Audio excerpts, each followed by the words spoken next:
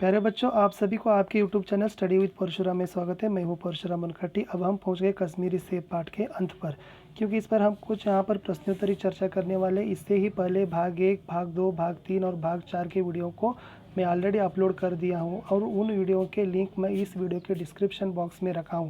जब सभी उन चारों वीडियो को ध्यान से देखना है, क्योंकि इस प्रश्नोत्तर वीडियो में आप उत्तर देने के लिए आसान हो जाए। और चाहे आप नए हो तो कृपया लाइक, शेयर, सब्सक्राइब करने के लिए न भूलिए और आपके फ्रेंड्स तक इस विडियो को ज़्यादा शेयर करिए बच्चे। ಆತ್ಮೀಯ ವಿದ್ಯಾರ್ಥಿಗಳೇ, ನಿಮ್ಮದೇ ಆಗಿರತಕ್ಕಂಥ ಯೂಟ್ಯೂಬ್ ಚಾನಲ್ ಸ್ಟಡಿ ವಿತ್ ಪರಶುರಾಮ್ಗೆ ಸ್ವಾಗತವನ್ನು ಕೋರ್ತಾ ಇದ್ದೀನಿ. ನಾನು ಪರಶುರಾಮ್ ಮುನ್ಕಟ್ಟಿ. ಈ ಒಂದು ವಿಡಿಯೋದಲ್ಲಿ ನಾನು ಕಾಶ್ಮೀರಿ ಸೇಬ್ ಪಾಠದ ಪ್ರಶ್ನೋತ್ತರಗಳ ಬಗ್ಗೆ ತಂದಿದ್ದೀನಿ. ವಿಶೇಷವಾಗಿ ಪ್ರಶ್ನೋತ್ತರಗಳ ಜೊತೆಗೆ ಮಂಡಳಿಯವರು ಕೇಳಿರ್ತಕ್ಕಂಥ ವಾರ್ಷಿಕ ಪರೀಕ್ಷೆಯಲ್ಲಿನ ಪ್ರಶ್ನೆಗಳ ಬಗ್ಗೆ ಚರ್ಚೆಯನ್ನು ಮಾಡ್ತೀನಿ ವಿಡಿಯೋದ ಕೊನೆಯಲ್ಲಿ. ಅದಕ್ಕಾಗಿ ವಿಡಿಯೋ ಮುಗಿಯುವವರೆಗೂ ಕೂಡ ತಾವು ತುಂಬ ಲಕ್ಷಿಟ್ಟು ಕೇಳಿ ಪ್ರಶ್ನೆಗಳಿಗೆ ಉತ್ತರವನ್ನು ಮಾಡಿ ಅವುಗಳನ್ನು ಹೆಚ್ಚು ಅಭ್ಯಾಸವನ್ನು ಮಾಡಿದರೆ ಉತ್ತಮವಾಗಿ ಅಂಕಗಳನ್ನು ಗಳಿಸಲಿಕ್ಕೆ ಸಾಧ್ಯ ಆಗುತ್ತೆ. ತಾವು ಹೊಸಬರಿದ್ದರೆ ದಯಮಾಡಿ ನನ್ನ ಈ ಚಾನಲನ್ನು ಲೈಕ್, ಶೇರ್, ಸಬ್ಸ್ಕ್ರೈಬ್ ಮಾಡಿ, ಜೊತೆಗೆ ನಿಮ್ಮ ಹೆಚ್ಚು ಫ್ರೆಂಡ್ಸ್ಗಳಿಗೆ ಶೇರ್ ಮಾಡಲಿಕ್ಕೆ ಮರೆಯಬೇಡಿ. ಹಾಗಾದರೆ ನಾವು ಹೋಗೋಣ, ವಿಡಿಯೋವನ್ನು ಪ್ರಾರಂಭ ಮಾಡೋಣ. ಸೊ ಮೊದಲಿಗೆ ಕಾಶ್ಮೀರಿ ಸೇಬ್ ಪಾಠ ಇದೆ. ಕಾಶ್ಮೀರಿ ಸೇಬ್ ಪಾಠವನ್ನು ಬರೆದಿರ್ತಕ್ಕಂಥ ಕಥೆಗಾರ मुंशी प्रेमचंद। यानी बच्चों, कश्मीरी सेब पाठ कहानी विधा का है और इस कहानी विधा के कहानीकारी मुंशी प्रेमचंद जी है। और बच्चों, पहला जो प्रश्नोत्तर अभ्यास में पहला प्रश्न है, एक वाक्य में उत्तर लिखना है। एक वाक्य पर उत्तर लिखिए। और जैसे एक वाक्य में उत्तर लिखने के लिए आपके लिए पहला प्रश्न दिया गया है, लेखक चीज़ें खरीदने कहाँ गए थे।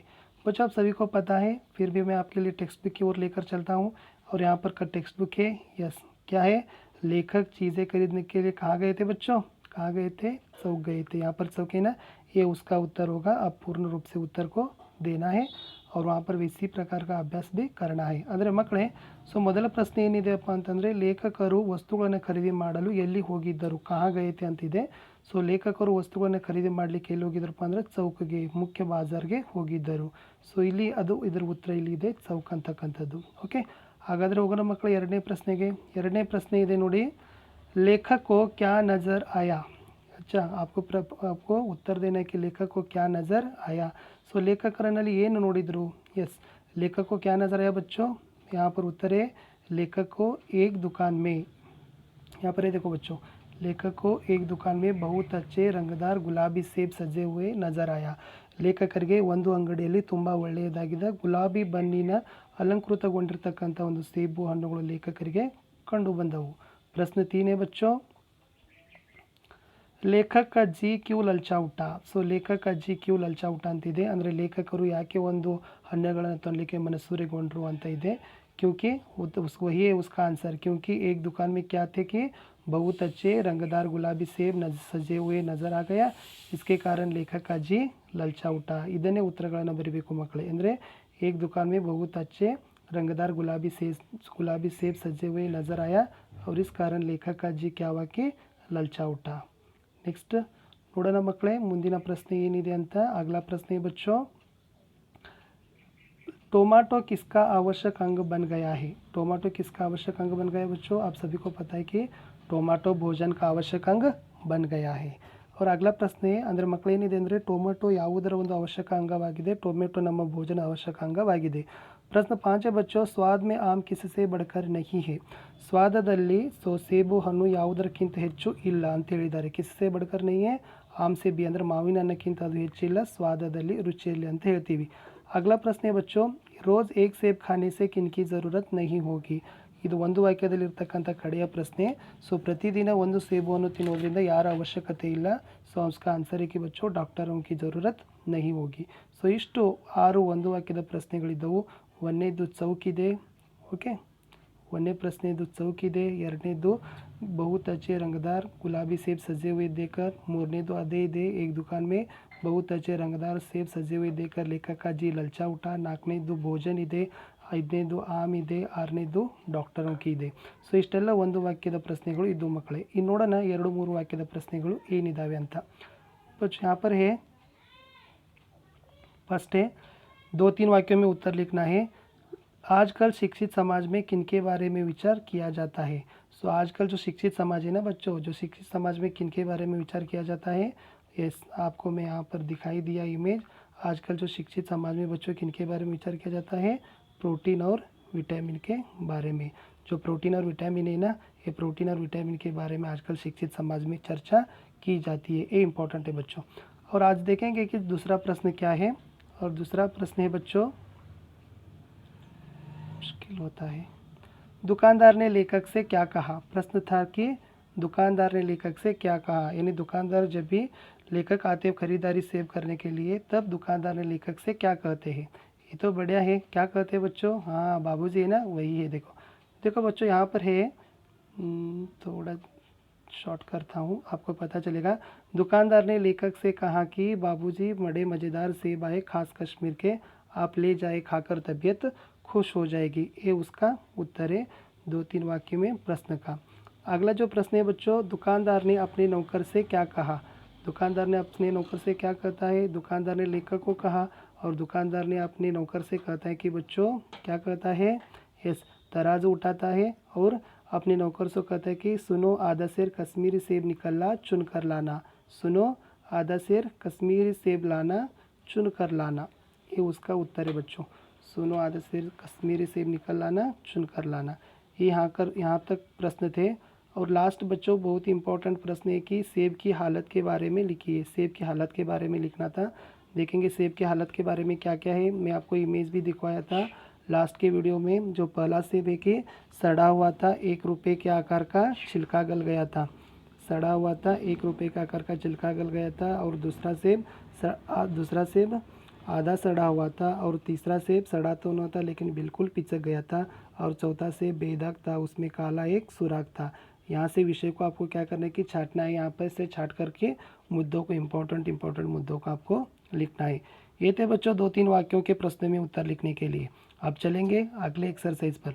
अगले एक्सरसाइज है बच्चों जोड़कर लिखने के लिए है और यहाँ पर जोड़ी लगाने के लिए दे। बहुत अच्छा से प्रश्न है बच्चों ये। सो वंदिशी बरेरी अंत दे। सो पहला प्रश्न है बच्चों, सेब को रुमाल में बांधकर क्या कर दिया, आंसर है मुझे दे दिया। फल खाने का समय तो आंसर है प्रातःकाल है।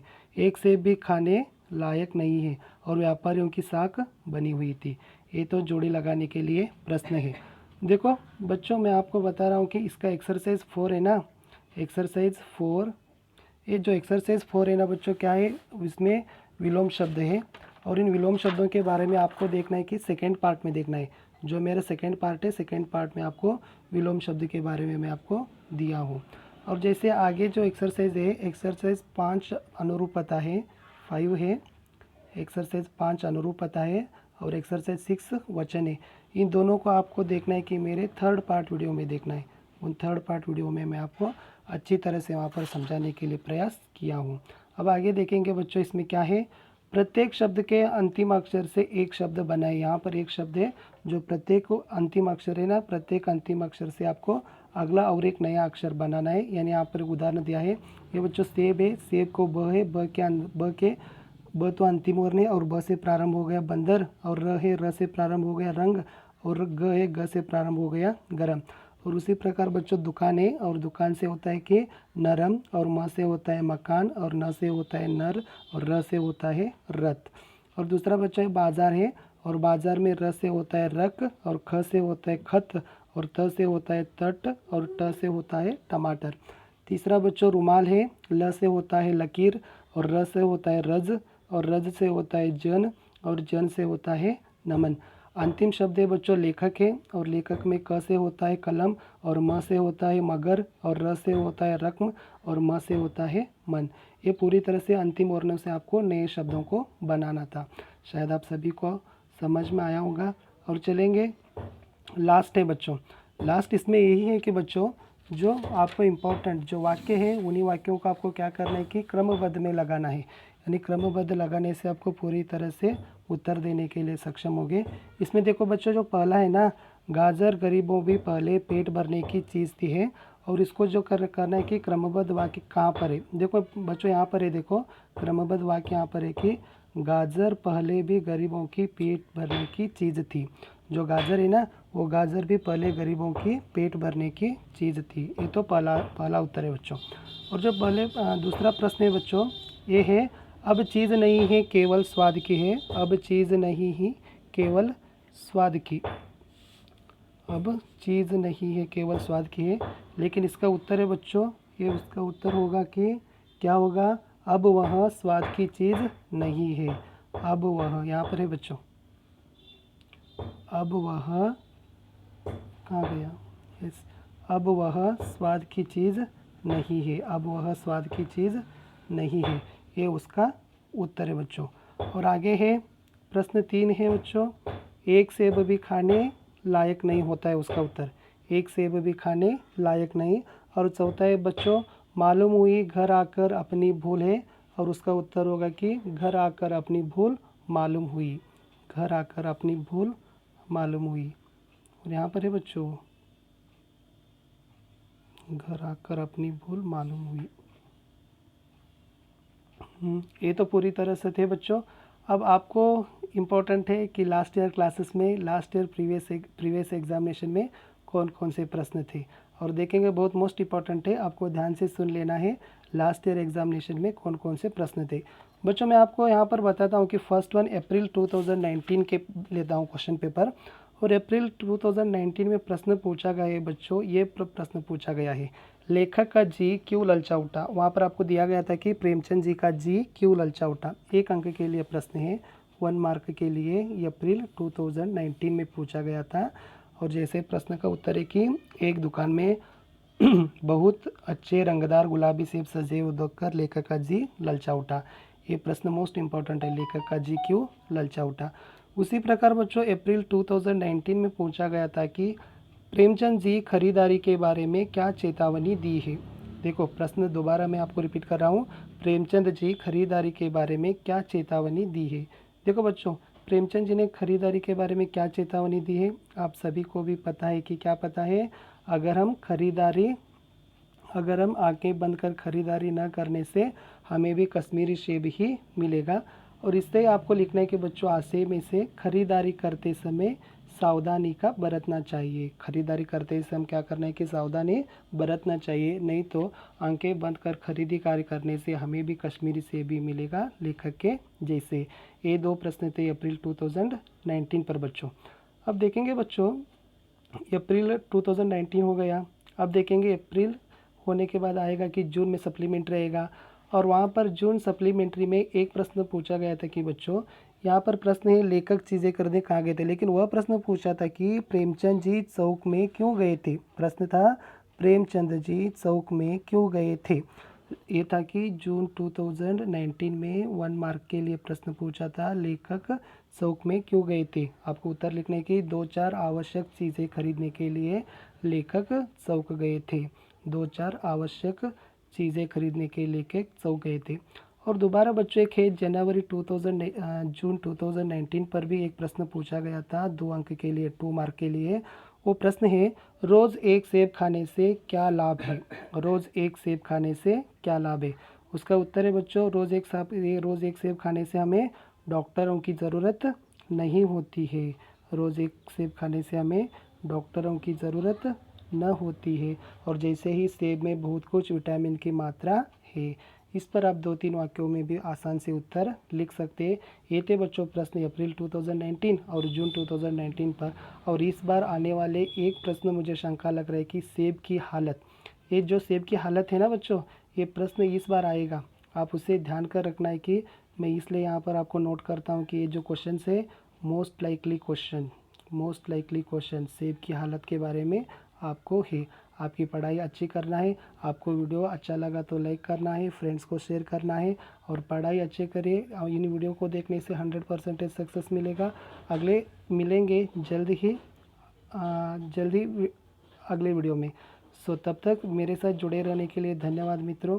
सो ಇಲ್ಲಿಯವರೆಗೆ ನನ್ನ ಜೊತೆ ಇದ್ದಿದ್ದಕ್ಕಾಗಿ ತುಂಬ ವಂದನೆಗಳನ್ನು ಸಲ್ಲಿಸ್ತೀನಿ। ಸಿಗೋಣ ಇನ್ನು ಮುಂದಿನ ವಿಡಿಯೋದಲ್ಲಿ।